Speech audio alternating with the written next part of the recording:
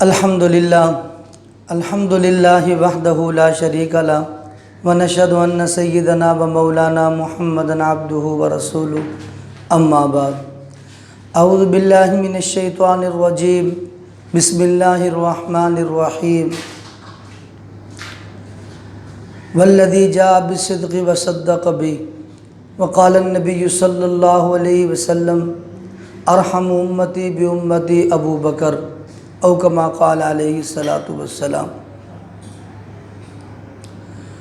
حضور اکرم صلی اللہ علیہ وسلم کے فرمان عالی شان کے مطابق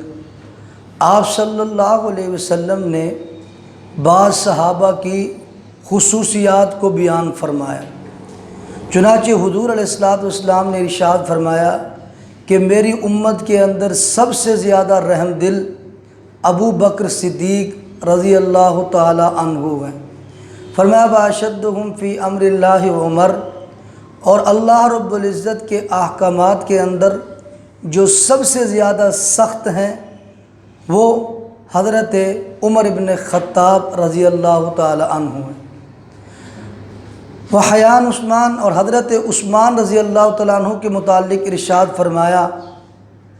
کہ حضرت عثمان وہ حیا کا مجسمہ ہے کہ جنہیں دیکھ کر کے آسمان کے فرشتے بھی حیا کرتے، اور پیر علی جناب علی المرتضیٰ رضی اللہ تعالیٰ عنہ کے متعلق ارشاد فرمایا واقضاہم علی، میری امت کا قاضی القضات، اللہ نے جس کو فیصلے کی حکمت عطا فرمائی ہے وہ حضرت علی رضی اللہ تعالی عنہ ہیں۔ چنانچہ آپ صلی اللہ علیہ وسلم نے اسی طرح مختلف صحابہ کرام کی خصوصیات کو ذکر اور بیان فرمایا۔ تو جو پہلے نمبر پر ہیں جناب سیدنا ابو بکر صدیق رضی اللہ تعالی عنہ، فرمایا کہ یہ میری امت میں سب سے زیادہ رحم دل ہیں، لیکن چند مواقع ایسے آئے کہ ان پر حضرت ابو بکر صدیق رضی اللہ تعالیٰ عنہ کو بھی غصہ آیا۔ ایک وہ موقع تھا جب حضور اکرم صلی اللہ علیہ وسلم کی سواری لیٹ ہو گئی۔ واقعہ یوں ہوا کہ حضور پاک صلی اللہ علیہ وسلم کی سواری غلام سے بھاگ گئی، اتنے لانے کے اندر دیر ہو گئی تو حضرت ابو بکر صدیق رضی اللہ تعالیٰ عنہ نے احرام باندھا ہوا تھا، آپ نے اسی حالت کے اندر غلام کو پکڑ کر کے تھپڑ مارا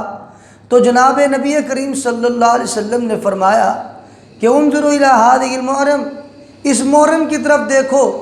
تو آپ صلی اللہ علیہ وسلم نے اور کچھ نہیں ارشاد فرمایا۔ احرام کی حالت کے اندر تو کچھ نہیں کہا جاتا، لیکن حضور پاک صلی اللہ علیہ وسلم کی سواری کے لیٹ ہو جانا حضرت ابو بکر صدیق سے برداشت نہ ہوا۔ دوسرا وہ موقع تھا کہ حضور اکرم صلی اللہ علیہ وسلم نے حضرت ابو بکر صدیق رضی اللہ تعالی عنہ کو غصہ آیا کہ جس وقت آپ نے مہمان بیٹھے ہوئے تھے اور اپنے بیٹے عبد الرحمن رضی اللہ تعالیٰ عنہ سے آپ غصے ہوئے، اس غصے ہونے کی وجہ یہ تھی کہ انہوں نے کھانا لیٹ کر دیا۔ جب مہمانوں کا کھانا لیٹ ہوا تو حضرت ابو بکر صدیق رضی اللہ تعالیٰ عنہ کو بہت زیادہ اس پر بھی غصہ آیا۔ ایک موقع اور تھا کہ ابو قحافہ جو حضرت ابو بکر صدیق رضی اللہ تعالیٰ عنہ کے والد تھے، بعد میں مسلمان ہو گئے، انہوں نے حضور اکرم صلی اللہ علیہ وسلم کی کوئی گستاخی کی تو حضرت ابو بکر صدیق رضی اللہ تعالیٰ عنہ نے زور سے اپنے بوڑھے والد کو تھپڑ مارا تو حضور پاک صلی اللہ علیہ وسلم نے جناب ابو بکر صدیق کو بلایا۔ آپ نے فرمایا ابو بکر تو نے کیا کیا، اپنے بوڑھے باپ کو مارا؟ تو جناب ابو بکر صدیق نے عرض کیا آقا لو کان سیف منی قریب لضربت عنقہ، اللہ کے محبوب پیغمبر میرے پاس تلوار نہیں تھی، اگر تلوار ہوتی میں اس کی گردن اڑا دیتا۔ وجہ یہ ہے کہ میرے سامنے آپ کی گستاخی کرے، ابو بکر سب کچھ برداشت کر سکتا ہے لیکن آپ کی توہین کو برداشت نہیں کر سکتا۔ تو حضرت ابو بکر صدیق اگرچہ رحم دل تھے،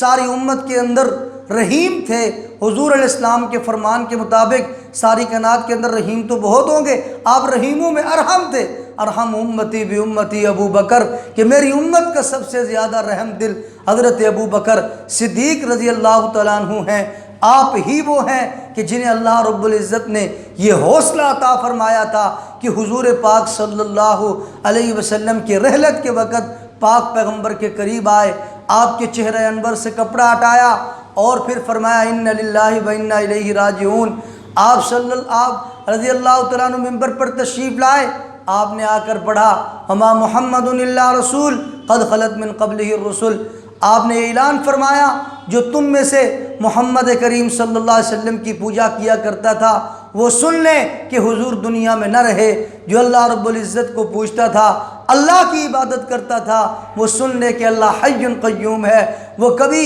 اللہ رب العزت کو فنا نہیں ہے۔ یہ جملے ارشاد فرمائے۔ حضرت عمر کہتے ہیں مجھے ایسے لگا کہ جو قرآن کی کریم کی آیت مبارکہ آج ہی نازل ہوئی ہے، جس نے امت کو سنبھالا وہ جناب سیدنا ابو بکر صدیق رضی اللہ تعالیٰ عنہ ہیں، حضور اکرم صلی اللہ علیہ وسلم کے جانشین ہیں، پیغمبر کے مصلی کے وارث ہیں۔ اللہ رب العزت ہم سب کو ان حضرات کے ساتھ سچی پکی محبت نصیب فرمائے۔ وآخر دعوانا ان الحمد للہ رب العالمین۔